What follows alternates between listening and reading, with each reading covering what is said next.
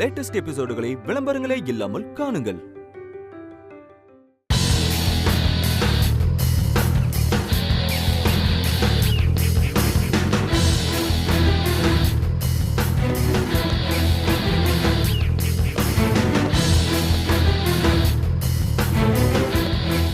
வர சொல்லிட்டு நான் கொஞ்சம் லேட் பண்ணிட்டேன். என்ன ஹரி சார், நீங்க எதுக்கு என்ன இங்க வர சொன்னீங்க? சொல்றேன் பவி, முதல்ல உட்காரு. நான் உட்கார்ந்து பேசலாம் வரல, நீங்க என்னன்னு சொல்லுங்க, நான் கிளம்புறேன். உட்காருன்னு சொல்றேன்ல, உங்ககிட்ட கொஞ்சம் பேசணும். சந்தோஷ் உட்காரு. அட பவி உட்காருங்க, சார் தான் பேசணும்னு சொல்றாருல்ல, வாங்க ப்ளீஸ்.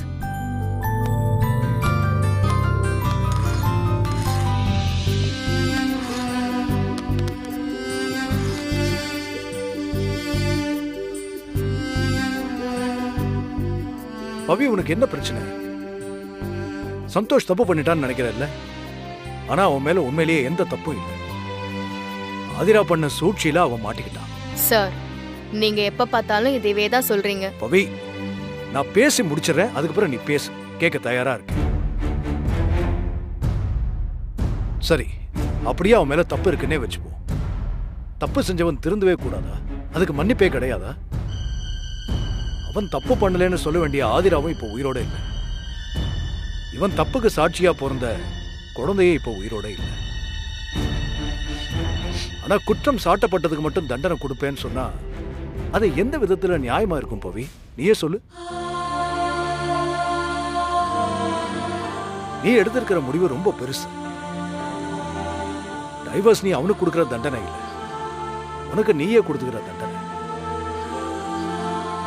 அதுக்கப்புறமா நீ நிம்மதியா இருந்துருவியா? இந்த சமூகம் கேட்கிற கேள்விக்கு பதில் சொல்லியே உன் வாழ்க்கை முடிஞ்சு போகும். டேய், அப்பதான் கேட்கிறானோ உனக்கு புத்தி இல்ல? பாரு, ஒரு தடவை வாழ்க்கையை தொலைச்சிட்டா அதுக்கப்புறம் அது கிடைக்கவே கிடைக்காது. பவி, நான் உன் அப்பா ஸ்தானத்துல இருந்து சொல்றேன், வேண்டாம் பவி. நீ விடுதலை ஆகிறதா நினைச்சு சிறைக்குள்ள போக பாக்குற, அதுவும் உலகத்தையே பார்க்காத உன் புள்ளையோட. அந்த புள்ளைய ஆயுசு பூரா அப்பன் பேரை கேட்க வச்சிருக்காங்க. யோசிச்சு பாரு.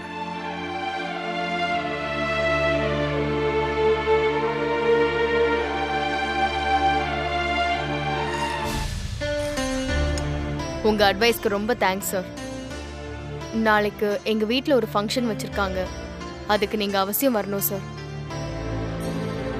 அது வேற ஒன்றும் இல்லை சார், பிரெக்னெண்டா இருக்கும்போது எல்லார் வீட்லயும் பண்றது தான். மேடி, நீயும் வந்துடு. வரும்போது மறக்காம அத்தையை கூட்டிட்டு வந்துடு. சரி பவி.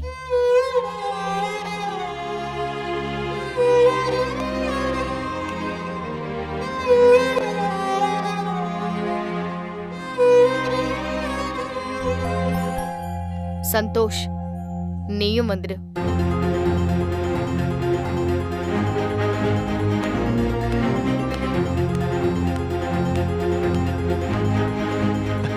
ஹரி சார், கையை கொடுங்க sir. Thank you sir, thank you so much.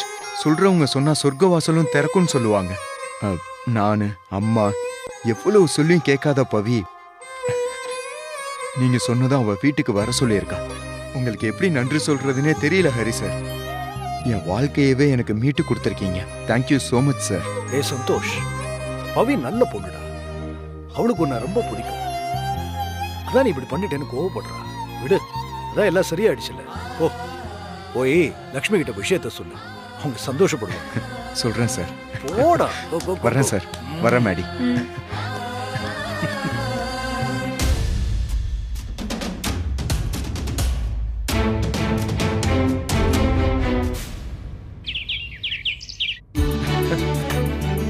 அம்மா, அம்மா. என்னடா? அம்மா, இந்த நிமிஷம் இந்த உலகத்திலேயே அதிகமா சந்தோஷப்படுற ஆள் யாருன்னு கேட்டா அது நான் தான் அம்மா.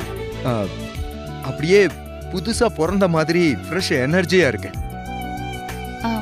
என்னடா சந்தோஷ்? அது என்னடா ஏதோ காணாதது கண்ட மாதிரி துள்ளி குதிக்கிற? என்ன விஷயம்? சொல்றேன் தாத்தா. உன்னோட சேர்ந்து நாங்களும் சந்தோஷப்படுவோம். ஆமா தாத்தா, ஒரு விஷயம் உங்களுக்கு ஒண்ணு தெரியுமா? நான் போய் பவியை மீட் பண்ணேன். பவியவா? ஆ, பவிய மீட் பண்ணியா? ஆமாமா. அது மட்டும் இல்ல, நம்ம எல்லாரையுமே அவங்க வீட்டுக்கு கூட்டிட்டு வர சொன்னா.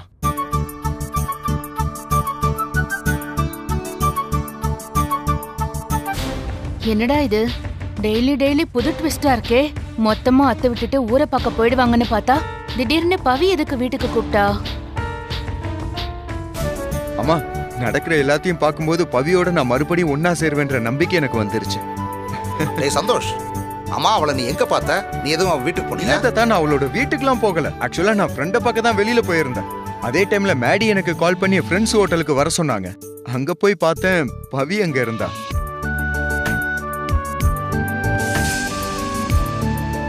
அப்போ உனக்கு ஃபோன் பண்ண மாதிரி மேடி அவளுக்கும் ஃபோன் பண்ணி வர வச்சிருக்கா. எக்ஸாக்ட்லிமா, அதேதான். பட் அதுக்கெல்லாம் ஐடியா கொடுத்தது நம்மளோட ஹரி சார் தான்.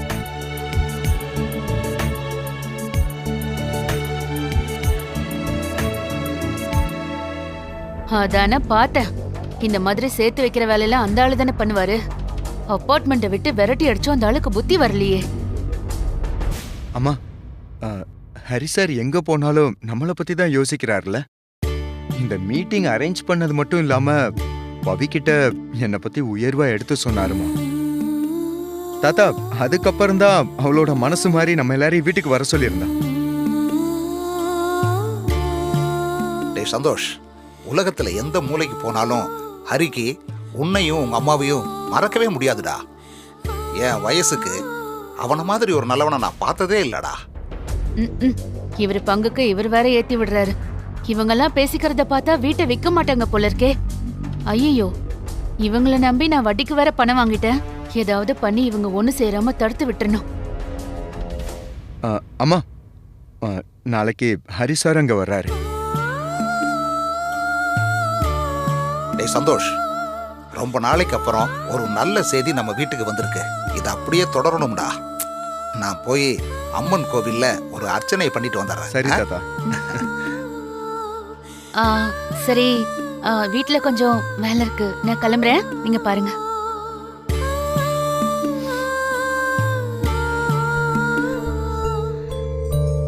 சரி, நாளைக்கு போலாம். ஓகேம்மா.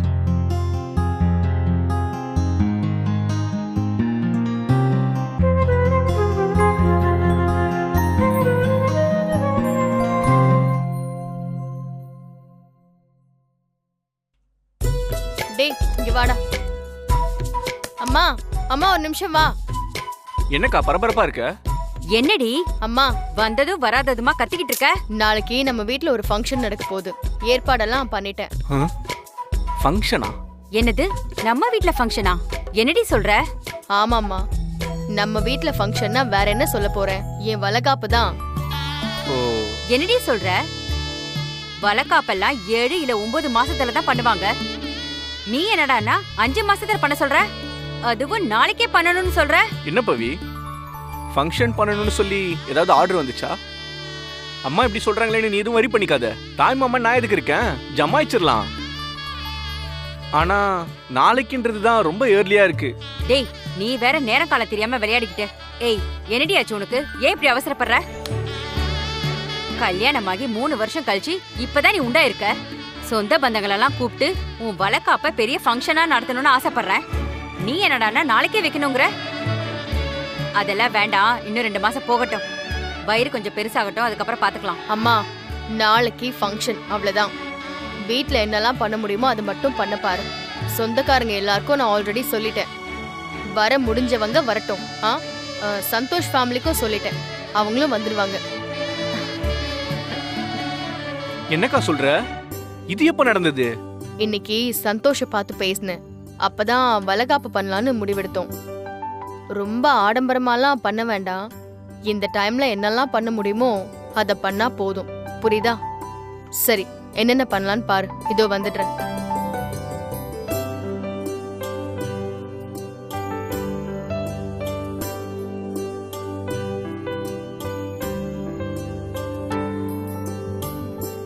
என்னடா இவ இப்படி பேசிட்டு போறா?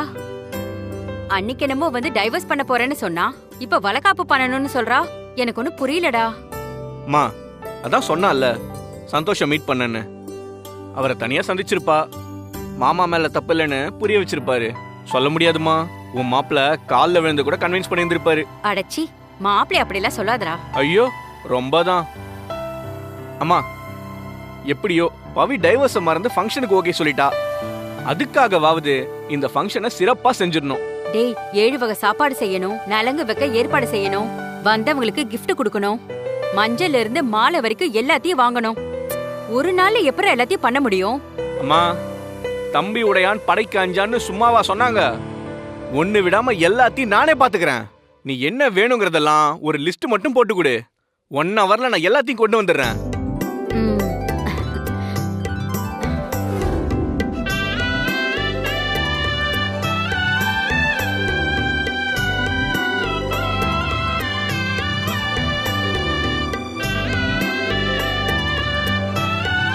அம்மா, இன்னும் கொஞ்ச நேரத்துல நல்ல நேரம் ஆரம்பிச்சிடும். உடனே ஃபங்க்ஷன் ஸ்டார்ட் பண்ணிடணும். பவி ரெடி ஆயிட்டாளா? டேய், அவெல்லாம் எப்பவே ரெடி ஆயிட்டாடா. சம்மந்தி வீட்டுக்காரங்க வராம எப்படிடா ஃபங்க்ஷன் ஆரம்பிக்கிறது? நீ மாப்பிளைக்கு ஒரு ஃபோன் பண்ணி பாரு. நான் ஃபோன் பண்ணேம்மா, அவர் எடுக்கல. சோ ஒருவேளை டிரைவிங்ல இருப்பாருன்னு நினைக்கிறேன். வந்துருவாங்க, நீ ஒன்றும் பயப்படாத.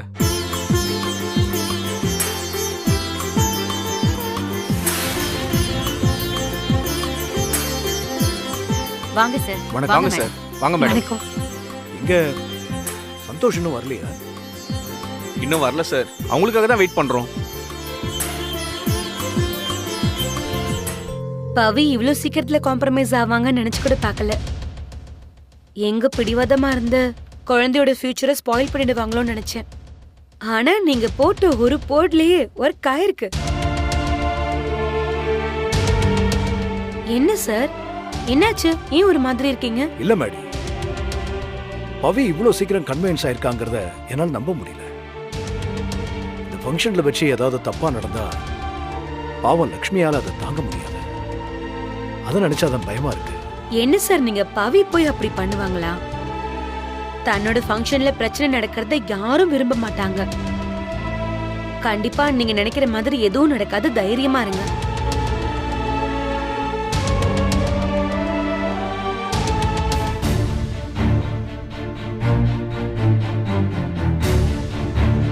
வாங்க. அடி இங்க பாரு, இங்க வச்சு லட்சுமி மேடம் என்ன பார்த்தாங்கன்னா எமோஷனல் ஆயிடுவாங்க. பவி சொந்தக்காரங்க முன்னாடி அது தேவையில்லாத ஒரு சங்கடத்தை ஏற்படுத்தும்.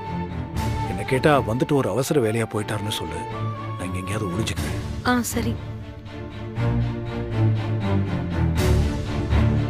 உள்ள வாங்க. வாங்க தாத்தா. வாங்க.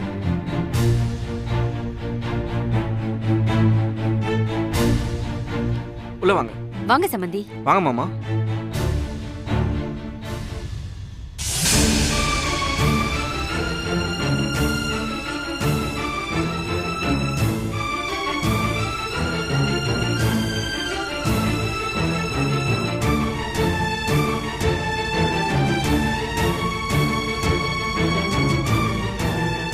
ஏதோ கெட்ட நேரம், நடக்க கூடாததெல்லாம் நடந்துருச்சு.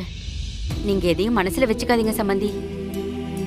பவி பண்ணதுக்கு நாங்க மன்னிப்பு கேட்டுக்கிறோம். நீங்க எதையும் பேசாதீங்க. தப்பு எங்க மேலயும் இருக்குல்ல. நாங்க இவன் மேல வச்சிருக்கிற கவனத்தை பவி மேலயும் வச்சிருக்கணும். மகளா மனசால மட்டும் நினைச்சா போதுமா? செயலையும் அதை செய்யணும்ல.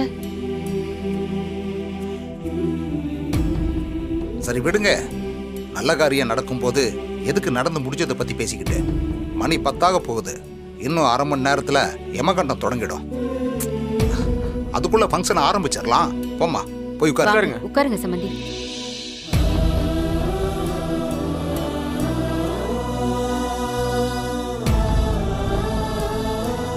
ஏய், நீ போய் பவியை கூட்டிட்டு வா, போ. சரிம்மா.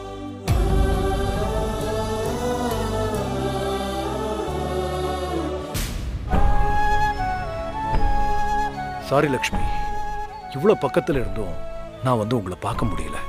கொஞ்ச நாளைக்கு முன்னாடி வரைக்கும் நீங்க எங்க போனாலும் பாடிகார்டு மாதிரி உங்க கூடவே வந்தேன். இப்போ நேருக்கு நேரா பார்த்தா கூட பக்கத்துல வர முடியல. இந்த மாதிரி கொடுமை யாருக்கும் வரக்கூடாது.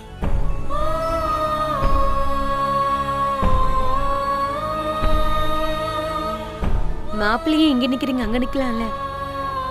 அதெல்லாம் விடு. ஹரிசாரங்க ஹரி சார் வந்து அவசர வேலையா அப்பவே கிளம்பி போயிட்டாரு.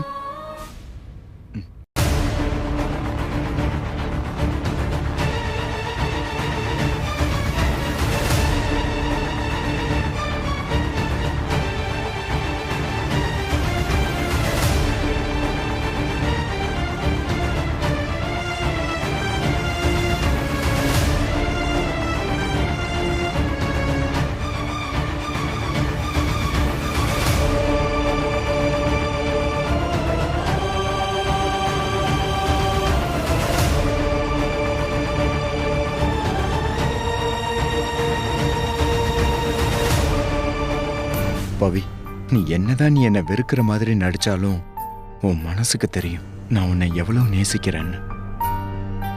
அதான் என்னை பிடிக்கலன்னு டைவர்ஸ் வாங்க போன நீ இந்த ஃபங்க்ஷனுக்கு என்னை அவாய்ட் பண்ண முடியாம கூப்பிட்டுருக்க. எனக்கு நம்பிக்கை இருக்கு பவி. என் மேல உனக்குள்ள கோபம் வெயில்ல பட்ட பனி மாதிரி உருகி போயிடும்.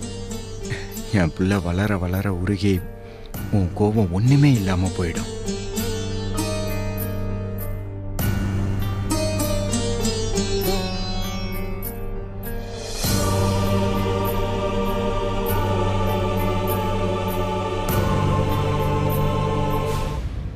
என்ன இது? டைவர்ஸ் பண்ண முடிவெடுத்தவ எப்படி திடீர்னு வளகாப்பு பண்ண முடிவெடுத்தா? யாரோ இவ மனசு மாத்திருக்காங்க. யாரோ எல்லாம் இந்த ஹரியோட வேலையா தான் இருக்கும். அடுத்தவங்க குடும்பத்துக்கு வேலை பாக்குறதுக்குனே அவதாரம் எடுத்து வந்திருக்காரு.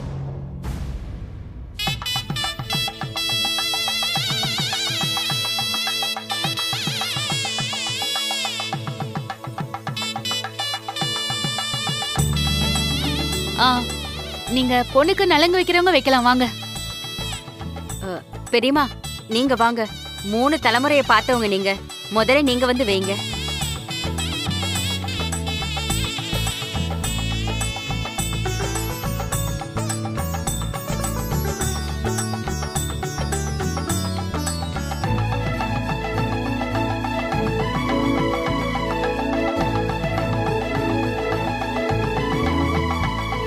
அச்சதை போடுங்க. என்னங்கம்மா?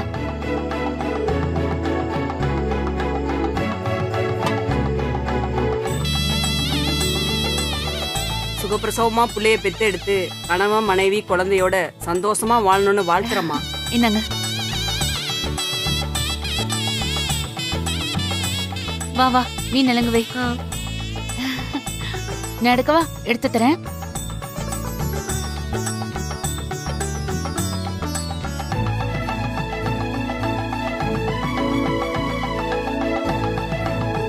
கங்க்ராச்சுலேஷன்ஸ் பவி. ஜூனியர் பவியா ஜூனியர் சந்தோஷான்னு தெரியல. யாரா இருந்தாலும் இங்க நிறைய சந்தோஷம் இருக்கு. ஹாப்பியா இருக்கலாம், சேஃபா இருக்கலாம். அடுத்து யார் வரீங்க? என்ன இது? வளகாப்புல பொண்ணு முகத்துல சந்தோஷத்தையே காணும். சமந்தி நீங்க வாங்க. அக்கா வாங்க.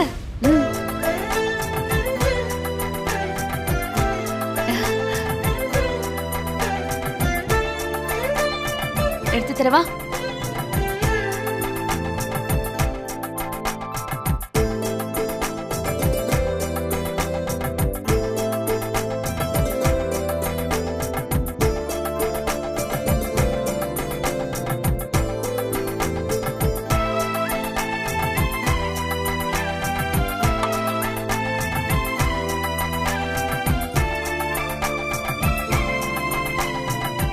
நான் போடுறேன் அத்தை, நான் போடுறேன்.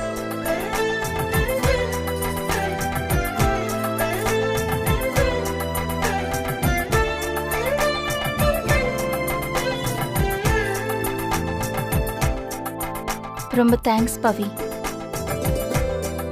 எங்கே என்னோட மருமகளுக்கு நான் இதெல்லாம் செய்ய முடியாம போயிடுமோன்னு எனக்கு கஷ்டமா இருந்தது. இப்ப எனக்கு அந்த வாய்ப்பு கொடுத்துருக்க. நீ நல்லா இருக்கணும்.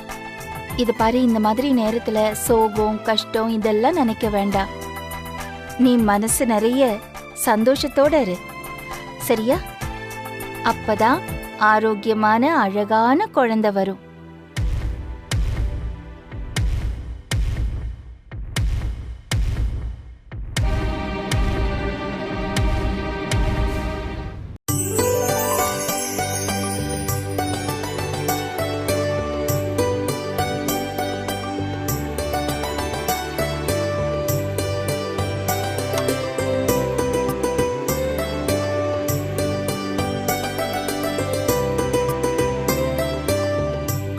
எடுத்துக்கோங்கப்பா.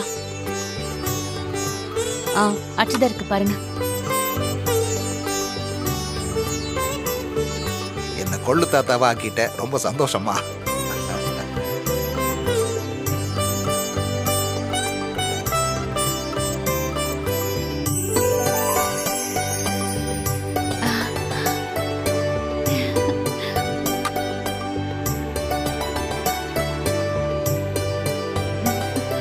வாழ்த்துக்கள் பவி.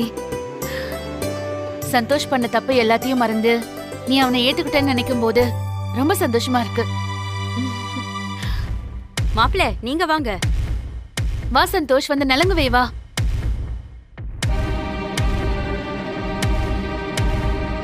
சொல்லுங்க. போங்க. வாங்க மாப்பிள்ள, பவிக்கு வந்து நலங்கு வைங்க. ஓ, போய் நலங்கு வை. போங்க மாமா. என்ன பாத்துட்டு போய் வைங்க. ஹே, என்ன கூச்சம்? வா, வந்து நலங்கு வை. வா. கூப்பிடுறாங்கல்ல. போய் வை. போ. போ.